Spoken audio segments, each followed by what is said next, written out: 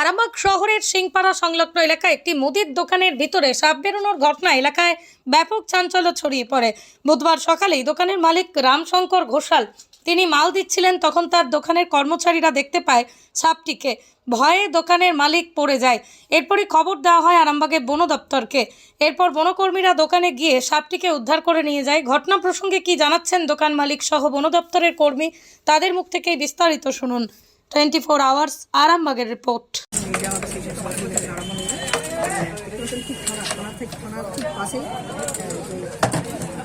সিম্পাড়া রয়েছে, সিম্পাড়া একটি মুদিখানার দোকানের মধ্যে সেই সাপটিকে বন দপ্তরের আধিকারিকরা এসে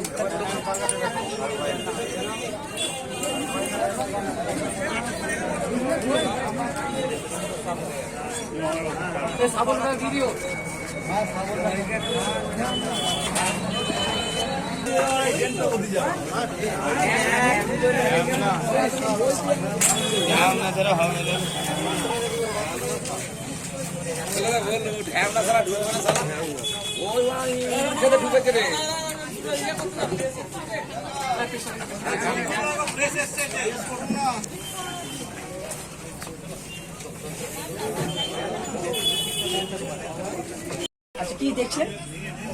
ওই তীরটা দিয়ে ওই গাটা দিয়ে যাচ্ছিল সাপটা, এসে ওই হাত দিয়ে এসে এই জায়গাটা ঢুকেছে। তারপর কি বন দপ্তরে ফোন করা হয়েছিল? উদ্ধার করা হয়েছে? হ্যাঁ, উদ্ধার করা হয়ে গেছে।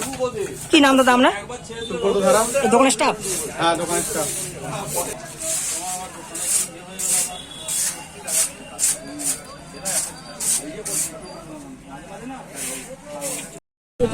আমি দোকানে মাল দিচ্ছিলাম, দোকানের স্টাফেরা দেখেছি। তারপরে আমি ভয়ে পড়ে যাই।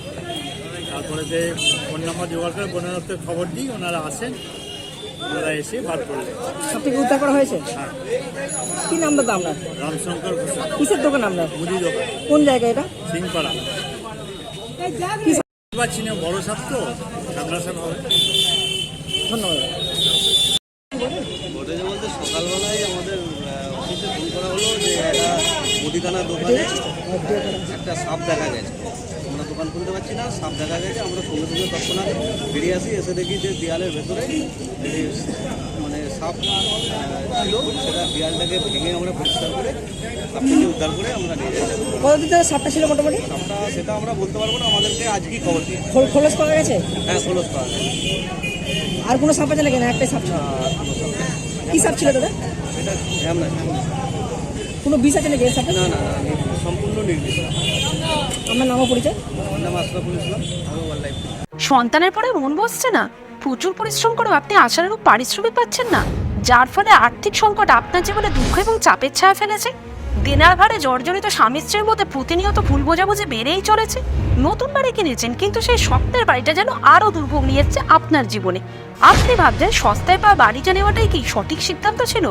এমনই সব দ্বিধাদ্বন্দ্ব এবং জীবনের কঠিন মুহূর্তে আপনাকে সঠিক পথে পরিচালিত করবেন আন্তর্জাতিক খ্যাতিসম্পন্ন স্বর্ণপদক ও স্বর্ণ মুকুটপ্রাপ্ত ডক্টর অজয় শাস্ত্রী। তিনি শুধু আপনাকে পথই দেখাবেন না, আপনার জীবনে সত্যিকারের সুখ, শান্তি, ঐশ্বর্য, অর্থ যেন সঠিক সময় আপনার কাছে পৌঁছে দেয়, সেই দায়িত্বও নেবেন। তাঁর অভিজ্ঞতা এবং জ্ঞানের আলোতে আপনার জীবন হয়ে উঠতে পারে নিরুদ্বেগ ও সমৃদ্ধির পথে ধাবমান। তাই আর দেরি নয়, স্ক্রিনে দেওয়া নাম্বারে এখনই ফোন করে ডক্টর অজয় শাস্ত্রীর সাথে যোগাযোগ করুন। কে জানেন, হয়তো একটি মাত্র ফোনই আপনার জীবনকে বদলে দিতে পারে।